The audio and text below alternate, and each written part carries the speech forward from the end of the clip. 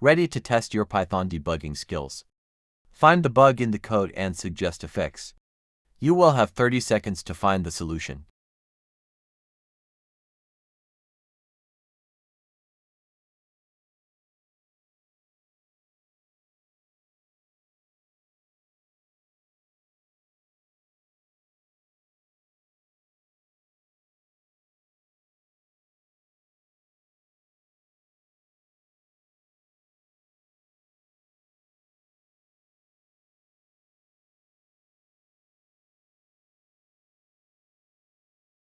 Mistake.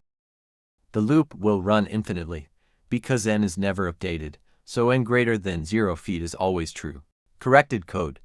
By adding a decrement statement n equals 1, we ensure that the loop condition n greater than 0 eventually becomes false, and the loop terminates. Thank you for watching. Don't forget to like and subscribe for more videos like this.